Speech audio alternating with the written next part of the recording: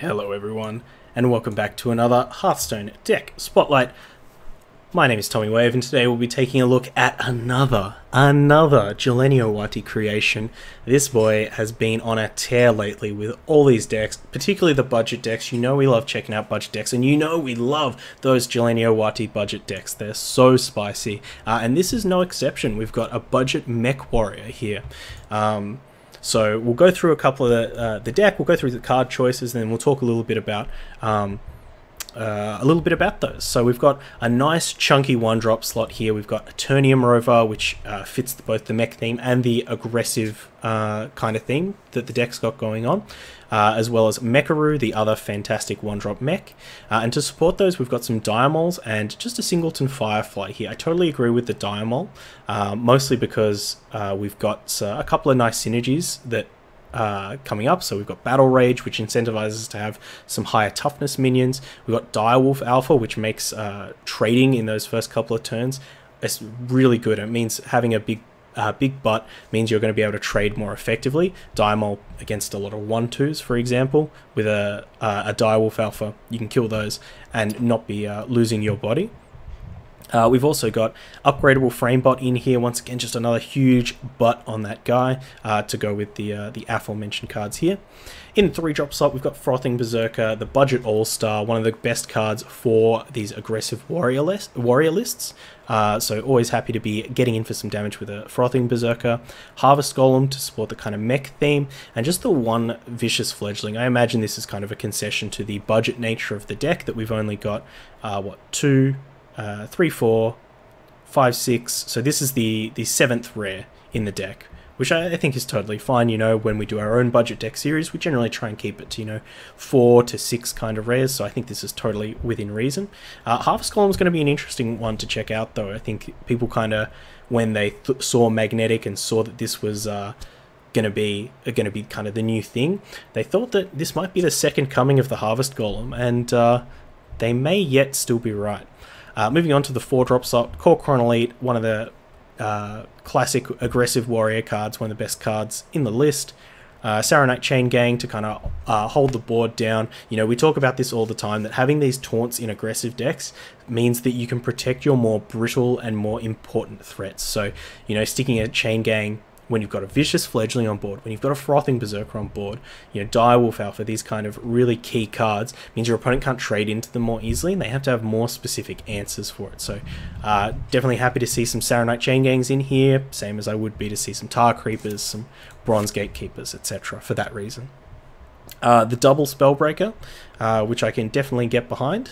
Then on to the 5-drop slot, we've got Fungal Mancer, we've got Giggling Inventor, the soon-to-be nerfed Giggling Inventor, so this is probably going to be one of the last videos we play with the full power Giggles, the full Giggles. And then finally, War Gear, which is probably the main reason to be in Mech, have a bit of a Mech theme in here. And that's one of the things we'll be keeping an eye out for, is it worth it playing some maybe substandard minions, for the mech synergy, just for War Gear, which is a card that we may not draw in a lot of our games. Considering that this could be something like a Cobalt Scalebane, we could just go for the classic fungal Cobalt Scalebane kind of synergies and things like that. So that's kind of the first thing we'll be keeping an eye out for. The other thing is there's a suspicious lack of Bloodrazor in this deck.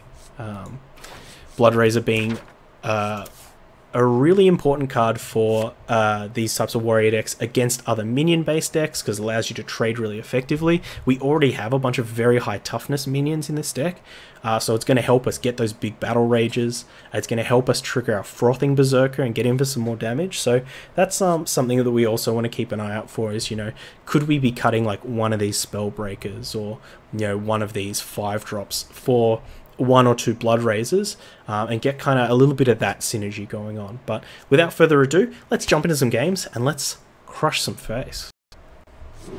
Okay, we're here up against the Hunter. We have a 1-drop, so we'll send everything else back. Hopefully we can hit a nice curve. Feels good to be playing some really just kind of classic aggressive decks where all we're trying to do is curve, not trying to do anything super fancy. Now, if we are up against maybe Death Rattle Hunter, this Spellbreaker is going to be pretty good but that's kind of a nightmare matchup for us. The Spider Bomb's going to do quite a lot, forcing us to trade into a Devil's Ore Egg. It's going to be pretty bad.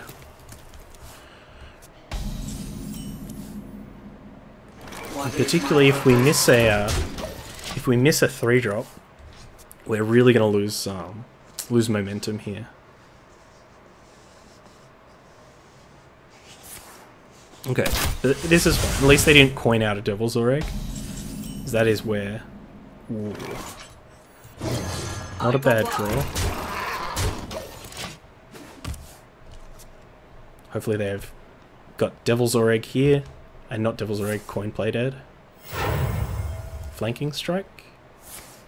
So that's unfortunate. We don't have a target for this Spellbreaker, but maybe we can hit... Ooh.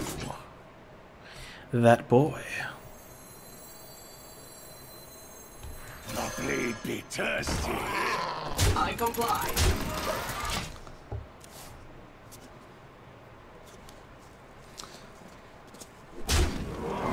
Now what? Candle Shot?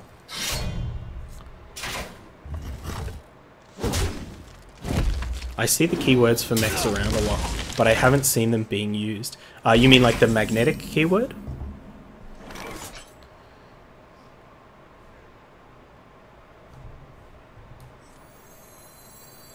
Your magic shall not save. I comply. I want to keep this frame bot nice and healthy for our war gear. Obviously, we can't let this Devil's Ore Egg stick around. How long can this go on? How long can this go on?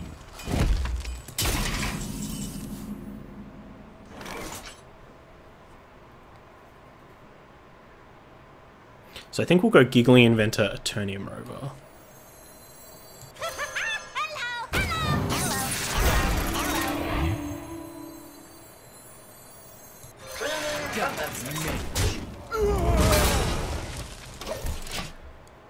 I hope that they don't have like a Rexar here. I think Rexar could be pretty tasty.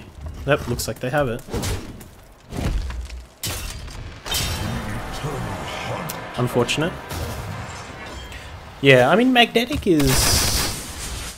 I think Magnetic's not like a... hold on, I need to get my words correct.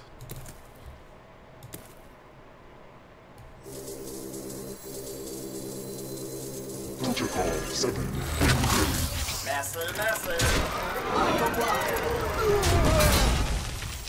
So Magnetic's not like a build around me kind of... Oh, it is. It's not a... It's something that you have to kind of commit a significant portion of your deck to.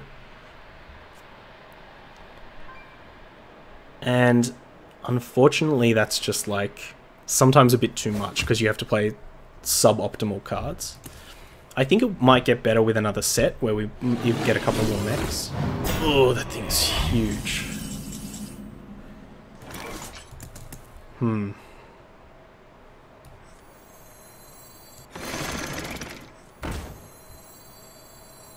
What is my purpose? We're up a bit of a creek here, friends. But yeah, you need to commit a fair bit of the deck to be able to play Magnetic.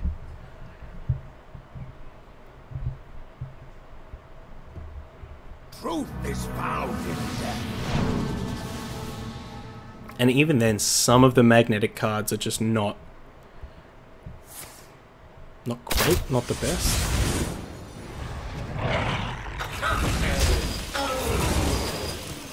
I think we're just going to get buried in our opponent's value here.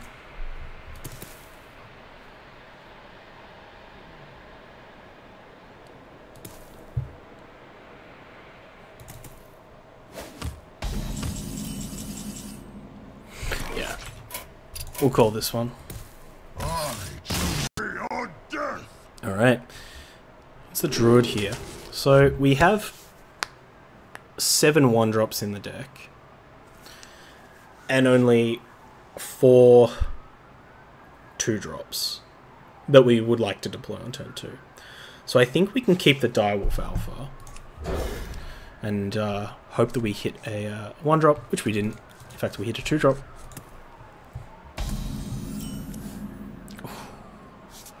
Mech, you so nasty.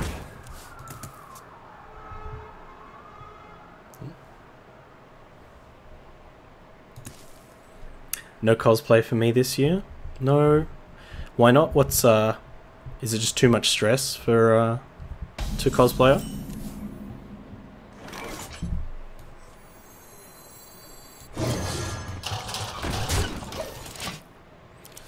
So this is definitely one of those matchups where a deck like this can look very weak if your opponent just has all the right answers. So let's see if they have the swipe for us.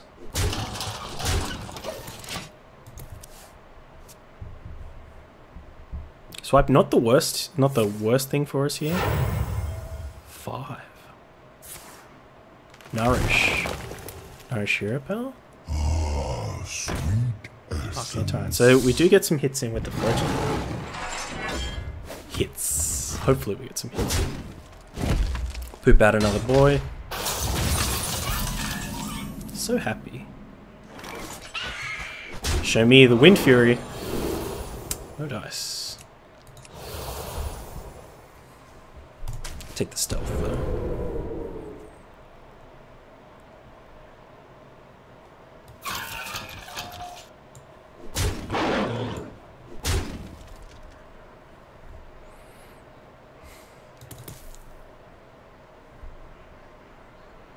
I mean, I don't want to get wrecked by Spreading Plague.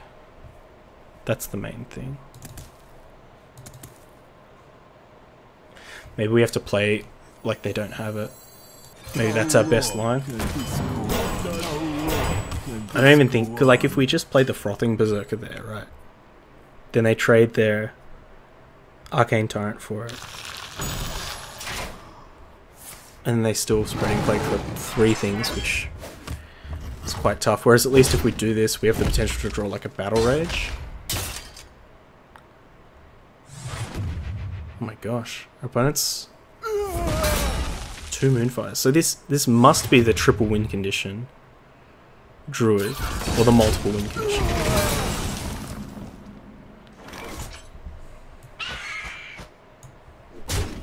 Give me the Wind Fury. And we don't have any taunts out, let's say.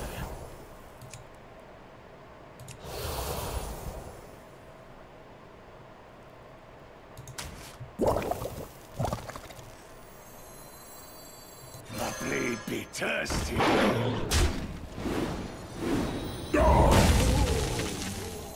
What is my purpose? Job done. Alright, let's see what our opponent has. Warriors of the frozen wastes. It's a pretty good one.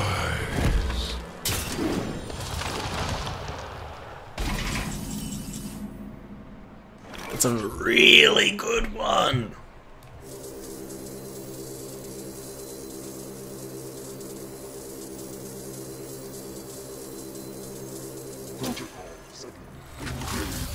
I comply.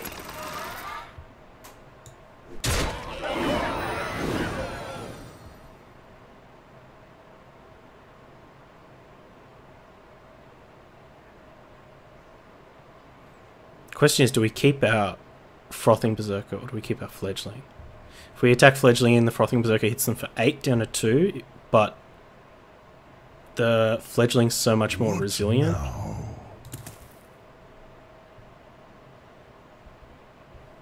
Go for the fight.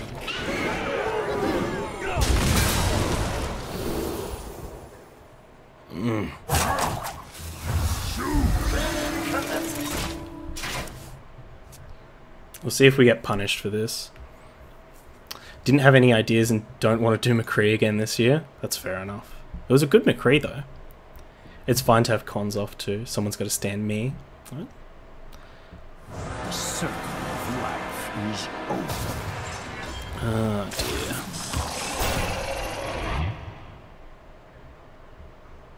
So this was definitely a reason to... Oh no, we couldn't have kept the... If we had kept the Berserker and it would have died to the hero power. The blade be thirsty. I comply.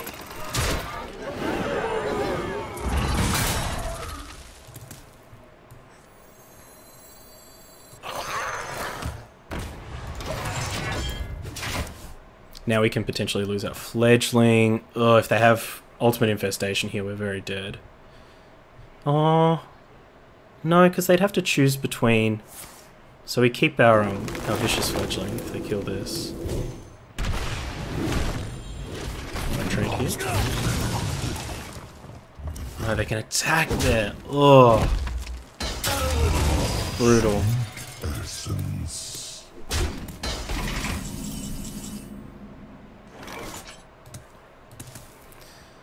Yeah, I think we just missed our chance.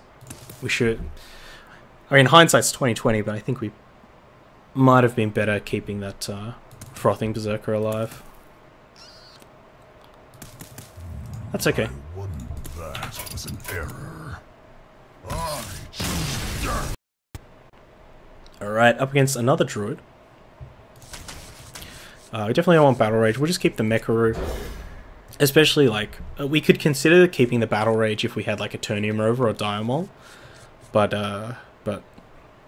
with just the Mecharoo, we can't really reliably get many draws.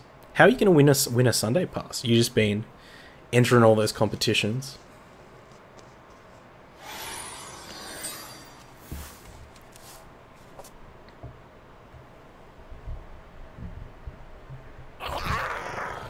Oh no.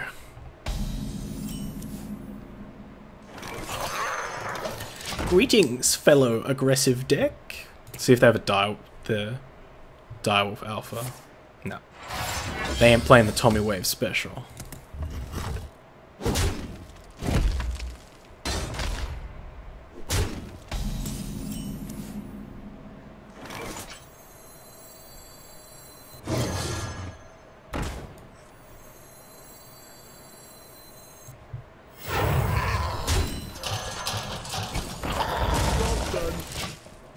Feeling okay about this unless they have a 3 that we really need to Spellbreaker, which I can't think of very many. I think we should be good. Just gonna Hero Power. Get rid of a token.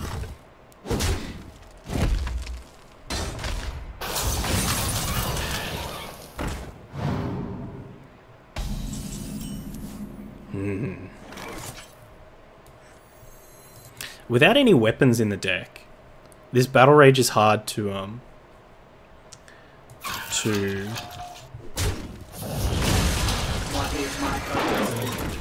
with any weapons in the deck, the Battle Rage is hard to trigger off of our own face. Ali90 is doing a giveaway, and it was only for 1 day, and there were like 11 entries last time I checked, and she has 3 passes. Chuck me a link, I'll jump in that. Fire Plume Phoenix. Brutal.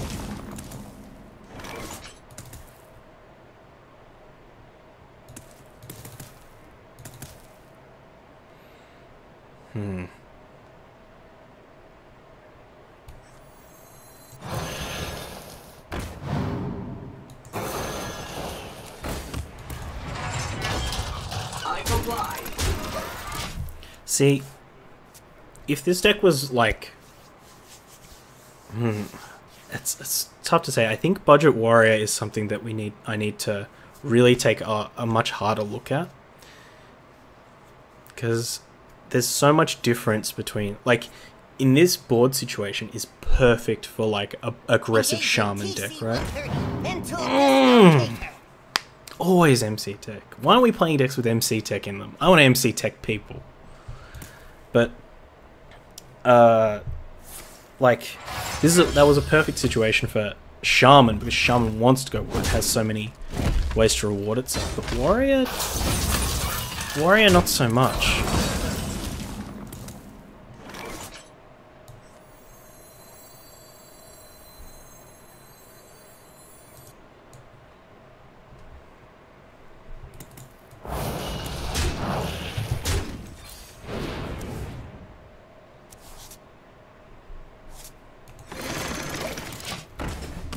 Warrior, not so much. So many giveaways. I imagine anyone who's going would already have tickets. Well, yeah, because, like, you'd probably only be getting Melbourne people enter. Maybe Sydney people. Maybe if someone won a ticket, they'd take a plane ride down. But I can't imagine many people who live not locally entering a competition like that for some PAX tickets. I hope my costume turns out okay. You'll be great. I've already seen the pieces. Got to take out my piercings too. I meant to ask you, because Jen has snake bites, which go by some other names in other circles. But and obviously I can't think of too many, you know, anime characters or movie characters that have snake bites as well. So I was wondering if you were gonna leave them in there. Get it? It's like, this is my punk version of this character.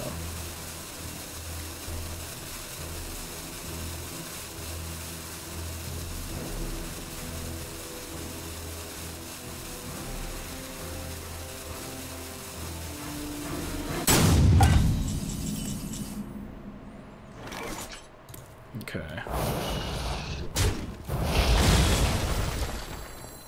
How long can this go on? How long can this go on? There is a PAX booth called Fortnite Boogie Down Zone, and I'm scared. Ooh. I really hope that they aren't, like, streaming that. The Fortnite Boogie Down Zone. Because that is a, I can taste the toxicity from here.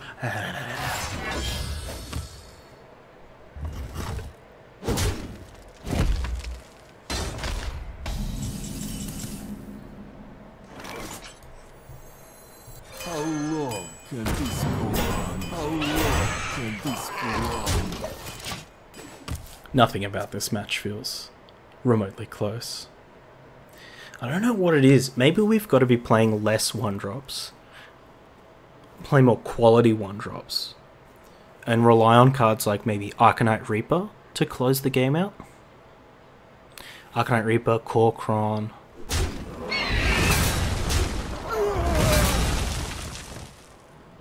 Maybe that's where we want to kind of shift the deck. But it's good. It's good to play a deck like this and learn, like, what are the strengths from this deck? What are some of the things that feel lacking? What are some of the bad matchups as well? Like, now how about, you know, traditionally all of our budget decks get caned by Druid.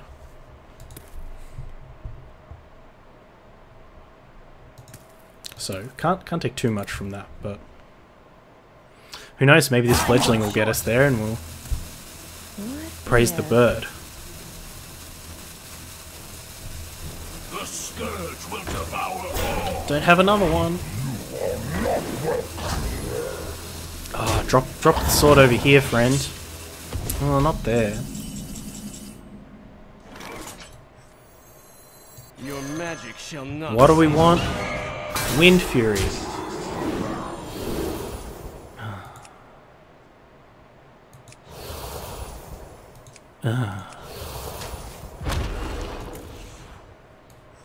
the war chief!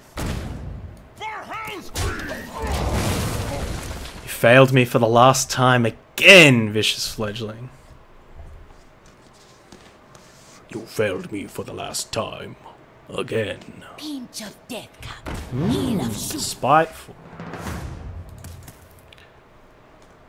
Show me Tarantus. Close. Oh, don't hear that one too often. The era of flesh. Did they say the era of flesh is over? Has ended? Either way, that's what I aim to do every time I get up. Every time I get up, I say to myself, you know what? You know what needs to finish? You know what's done? You know what's over? The era of flesh. Give me those bionics. Give me that wetware. Give me that hardware. Let me crash someone from here. There's jam in the bar. Time grows short. and butter in the jam. No, there's crumbs. There's crumbs in the butter, and buttery crumbs in the jam. Don't Google that. Alright, fun answer. Mushroom power. Mushroom power, yo. Okay, we are here back with Jeleniowaty's Budget Mech Warrior. We did have some games, unfortunately didn't get the kind of results that we were hoping for. And I think that if you were to try and play this deck at like rank 20, rank 15, you'll probably have a lot more of a fun time than we did. But I think we definitely need to go back to the drawing board and kind of look at these budget warrior decks a bit more closely, because we just can't do the same type of things with budget warrior that we can with, say, druid or shaman and things like that, and properly go wide. And I think we might want to start moving things towards maybe less synergies and more just like individually high impact kind of just like cards, just like a very vanilla version of things. You know, get the war gears out of here, get those cobalt scalebanes in there.